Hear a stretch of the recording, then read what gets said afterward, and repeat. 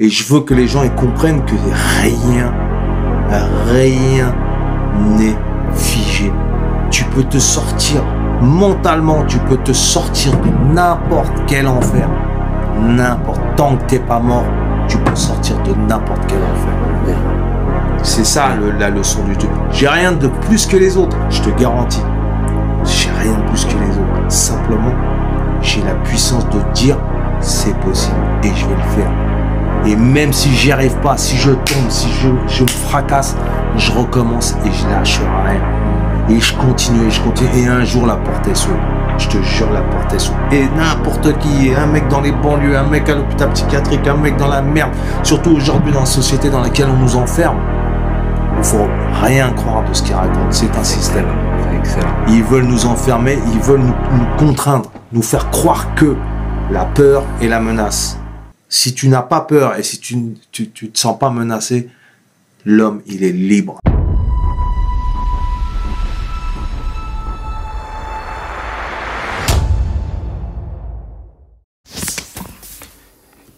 Est-ce que le courage s'apprend? La réponse est oui. Le courage s'apprend. Vous voyez, dans le cercle, on fait de la philosophie assez particulière. C'est que nous, on ne donne pas notre thèse et on finit par la conclusion. Non, nous, on commence par la conclusion et après, on élabore la thèse. Comme ça, vous ne faites pas perdre votre temps. Bien sûr que le courage s'apprend. Je vais donner un exemple. J'avais un proche, on avait plus ou moins le même âge. À un moment, notre aîné nous pose la question à savoir, mais est-ce que vous savez vous battre? Venez, je vais vous apprendre à vous battre, qu'il nous disait. Alors moi, j'étais chaud, je suis parti. Mais mon autre proche, lui, il est resté. Il voulait pas y aller. Un peu plus tard, quand est venu le temps des amours, on a voulu apprendre à dragouiller les nanas. Alors, on était deux. Et je suis parti dragouiller la nana. Et lui, il est resté sur place. Il n'a pas bougé. Encore aujourd'hui, lorsqu'il a besoin de se lâcher, eh ben, il picole. Alors oui, le courage s'apprend. Et peut même s'apprendre tout seul. Mais maintenant, tout dépend des expériences que vous vivez. Si votre être a besoin de développer cette caractéristique qu'est le courage, vous allez le développer. Mais si votre être, comme mon proche, n'a pas besoin de développer cette caractéristique, il ne la développera pas. Parce qu'il n'en a pas besoin. Lui peut-être va développer la lâcheté. J'ai appris bien plus tard, lorsque les illusions ont quitté mon corps, qu'en réalité, il mentait comme il respirait. C'était un manipulateur.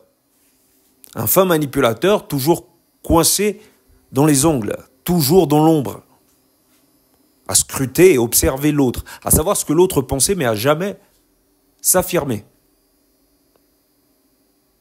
Alors lui, il avait besoin de développer ce type de caractéristiques, il avait besoin de développer sa lâcheté. Il avait besoin de ne pas y aller, parce que c'est ce qui allait conférer à sa personnalité une certaine forme de légitimité. Et c'est pourquoi il n'a pas développé le courage. Mais moi, j'avais extrêmement besoin du courage. Parce que je suis meilleur dans la vérité que dans le mensonge. Alors, pourquoi développer ma lâcheté si je ne suis pas un menteur? Si je n'ai pas besoin de mentir, si je n'ai pas besoin de me cacher, si je n'ai pas besoin d'observer les autres, si je ne me sens pas faible, si je ne me sens pas faible, pourquoi développer le mensonge? Je suis à la hauteur de confronter mes névroses. Alors pourquoi développer le mensonge? Je vais développer une caractéristique qui est la vérité. Alors une fois, j'étais sur les bancs de l'école, j'avais un bouquin dans mon sac. Et un pote à moi me posait la question à savoir, mais pourquoi tu ne lis jamais les livres qu'on te demande de lire? Et tu te retrouves avec un bouquin dans ton putain de sac. Et vraiment, il disait ça pour mon bien. Le mec était complètement désolé pour moi. Il a terminé par « je te comprends pas ». J'ai répondu discrètement « c'est moi qui te comprends pas ». Vous voyez où je veux en venir?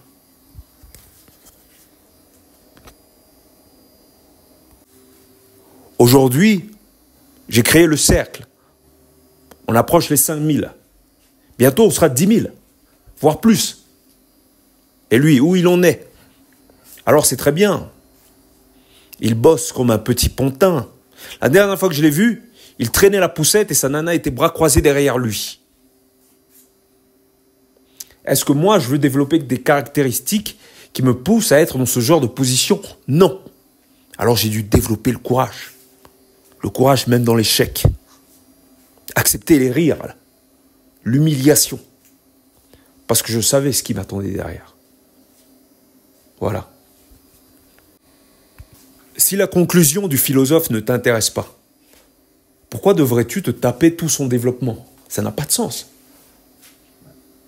Alors tu me diras, mais c'est parce qu'on l'a toujours fait. Ouais, c'est comme ça que réfléchit mon proche.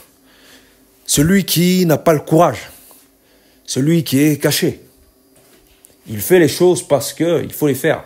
Et puis lorsqu'il y a des réunions familiales où on est tous là, il n'a jamais rien à dire. Il est toujours caché à écouter tout le monde.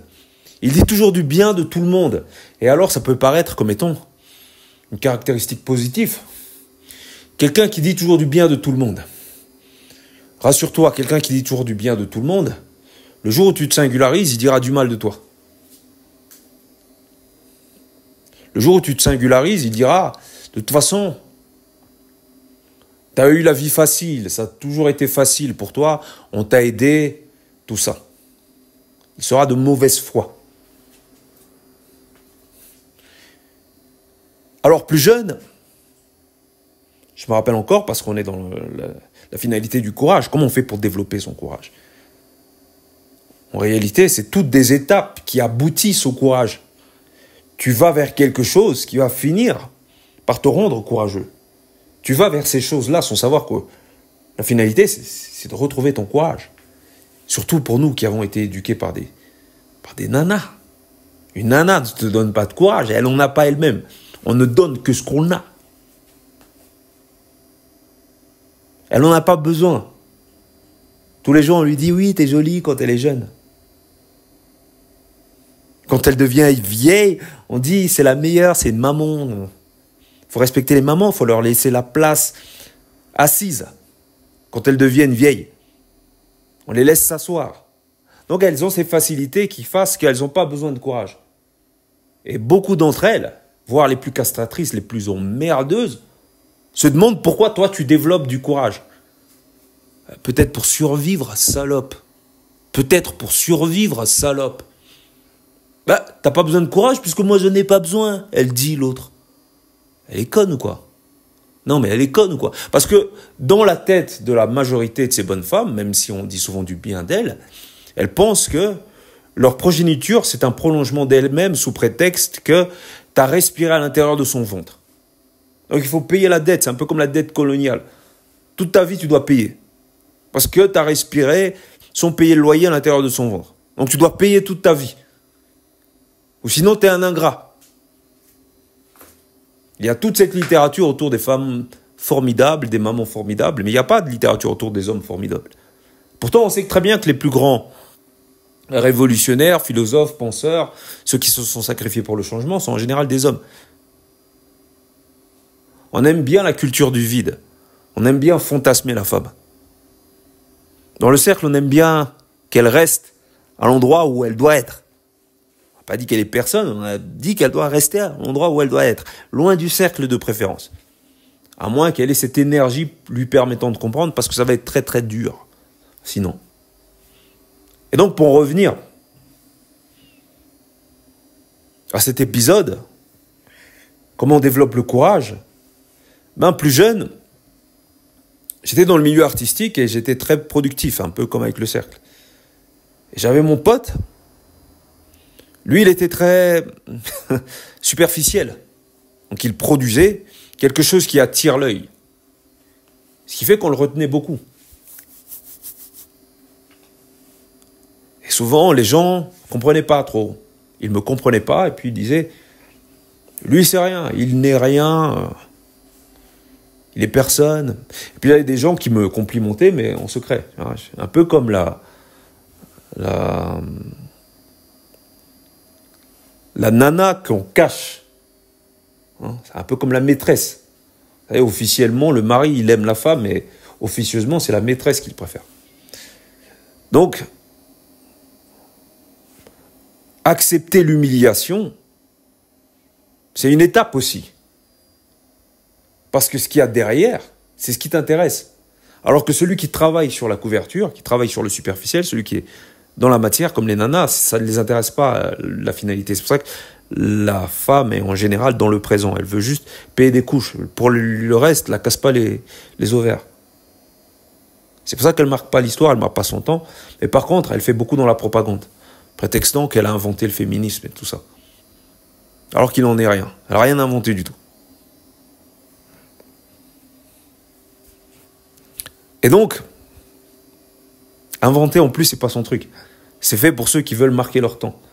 Et pourquoi les hommes veulent marquer leur temps? Parce qu'ils font pas ou ils gardent pas les enfants. Toi, tu as un enfant, on dira que tu l'as fait. Tu as fait quelque chose, tu as laissé quelque chose. Mais les hommes laissent rien. La seule chose qu'ils peuvent laisser, c'est une doctrine. Et t'inquiète, on va s'atteler à la laisser sur terre, cette putain de doctrine. On va pas mourir comme ça. On va vous laisser quelque chose. Me dites pas merci. Pendant que ces salopes diront qu'on est juste des prétentieux. Pour qui se prend Alexis Chen pour parler des femmes comme ça? Nanani naner. Il m'a vexé. Ce qu'il dit, c'est pas vrai parce que ça va pas dans mon sens et parce que ça m'a vexé. Et pour en revenir au courage, ça passe par l'humiliation. Mais pourquoi tu acceptes l'humiliation? Parce que moi, j'ai mon proche, là, la fiotte. Lui, il n'accepte pas l'humiliation. Ou du moins, il n'accepte pas l'humiliation directe. Il n'accepte pas l'humiliation dans la mesure où, quand il a failli se battre, il n'a pas voulu. Parce que tu peux perdre. Il n'accepte pas ce type d'humiliation. Quand il a fallu draguer une nana, il n'a pas voulu. Pourquoi? Parce qu'elle peut le mettre un stop. Et donc, c'est humiliant. Et il n'accepte pas ce type d'initiation, ce type d'humiliation. Il ne veut pas risquer. Parce que derrière, ce qu'il y a derrière, c'est-à-dire acquérir du courage, il n'en veut pas. Parce que lui, il veut rester dans l'ombre. Il veut rire de celui qui se plante. Il veut dire, s'il réussit là, dans quelque chose, ou s'il est bon dans quelque chose, ben, lui, il a facile, ou bien lui, on l'a toujours aidé, tu vois. C'est ce qu'il dira. Même ceux qui t'ont mis des coups de couteau dans le dos, il dira, qu'ils ont tenté de t'aider.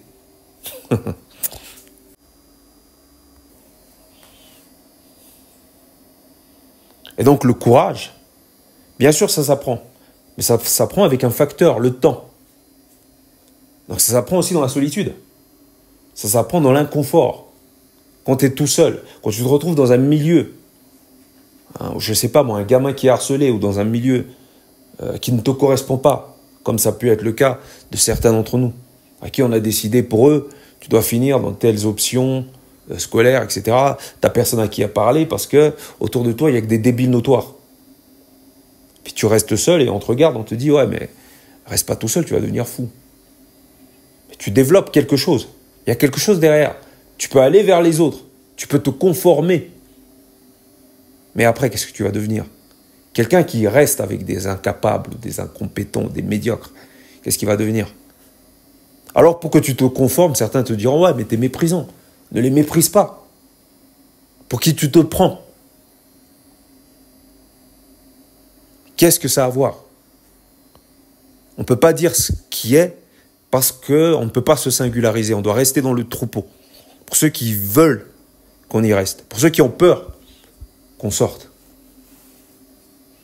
Parce que pour eux, celui qui a tort, c'est celui qui sort du troupeau. Et donc, ils vont écrire une littérature autour de ça. Ils vont mentir sur ton compte. On va dire, il est compliqué, lui. On n'arrive pas à le comprendre, mais on l'aime bien, tu vois. La perversité. D'ailleurs, on pervertit la réalité. On ne peut pas le décrire réellement, parce que le décrire ses volontés, c'est aussi décrire notre incapacité à le comprendre. Et le fait qu'on se sente impuissant face à quelqu'un qui cherche par sa volonté la puissance. Alors que nous, on reste vautrés dans les ongles, dans l'ombre, rangés dans les ongles, dans l'ombre, à scruter le moindre de ces mouvements. Parce que nous, en réalité, on n'a pas de plan, on a toujours suivi. Il fallait aller là-bas, on a été là-bas. Il fallait aller à gauche, on a été à gauche. Il fallait aller à droite. Partout où le berger nous a guidés, on est parti. On n'a jamais posé de questions. Nous, tout ce qu'on fait, c'est bé. Et lui, pour qui il se prend? C'est comme ça que réfléchissent les gens qui n'ont pas le courage. Et donc, le courage, c'est pas inné. Parce que j'aurais pu vous aurez pu, ou celui qui n'a pas le courage, il peut être comme eux. Le courage, ça demande de l'isolement. Est-ce que tu peux accepter l'isolement? Les nanas sont, en général, faites pour une réalité sociale. Pourquoi? Parce que l'isolement correspond pour elles à une certaine forme de mort. Et nous, on accepte la mort. Pourquoi? Parce que la mort, c'est le chemin de croix de celui qui y croit. La mort, c'est le chemin de croix et c'est la réalité de l'homme véritable, pas de l'homme vagin, qui est un homme, femme. Celui qui veut aller au-delà de ce qu'on lui demande d'être ou de ce qu'il voit, celui-là, il est destiné à aller vers l'initiation. Donc à aller vers un chemin qui s'apparente à la mort. Donc la mort, c'est... Qu'est-ce que la mort? La mort, c'est le chaos. C'est l'obscurité. C'est ce que le commun ignore. Tu veux aller par là ou bien tu veux rester près de la lumière, avec tout le monde, dans les bars, à boire, à oublier qui tu es ou ce que tu ignores, à préférer continuer d'ignorer ce que tu ignores et à interpréter les choses, à vivre dans les préjugés et croire en des clichés et à prétendre qu'en réalité, s'il y a quelque chose que tu ignores, c'est parce que ce sont les Illuminati qui te volent et qui te font les poches et qu'en fait, tu as tout compris lorsque tu parles de sujets juste en surface comme un complotiste à la con. C'est ça que tu veux faire avec tous tes copains de galère avec qui vous retrouvez dans les bars, à picoler, à raconter des conneries. Vous picolez comme mon proche, la fiotte, qui a refusé d'y aller. D'ailleurs, il est avec vous là quand vous picolez, sûrement. Donc bien entendu, le courage, ça s'apprend, mais ça s'apprend par des facteurs qui sont nombreux et qui ont lieu toute la vie. Tu passes par l'humiliation, tu passes par la solitude, tu passes par l'incompréhension. Et après, tu deviens courageux. Sinon, tu restes avec le troupeau des bêtes et les bonnes femmes. Bienvenue dans le cercle. L'école, moi, ça n'a pas été facile, tu vois. Ouais. Ça n'a pas été facile. Toutes les interviews, même celles qu'on a fait, toi et moi, tu parles beaucoup. Ouais, et même ça. Même ça, je sais que c'est vrai que c'est un plan à travailler chez moi, tu vois. Parce que c'est vrai que j'ai arrêté l'école tout. L'école, moi, ça n'a pas été facile, tu vois. Ouais. Ça n'a pas été facile. Ça veut dire que j'ai un retard, on va dire, entre guillemets. Parce que j'ai pas pris ça au sérieux. C'est ma faute. Ouais, ma faute. Mais il faut travailler. Et je prends ça. Il faut travailler, il faut que je travaille, ça va venir. Petit à petit, je m'exprimerai mieux, tu vois. Ouais, bah oui, mais même, au moins, tu es lucide. Et même, moi, je trouve que tu as fait des progrès. Même par rapport à avant et tout. Franchement, tu parles tranquillement. Et même aussi, il faut savoir que entre les médias ou quand tu es avec les autres gens, c'est pas pareil parce que tu dois mettre une barrière. C'est ça, en fait, ça dépend de qui j'ai en face. Ouais, bah oui. Donc, toi et moi, je sais que ça coule bien. Ouais.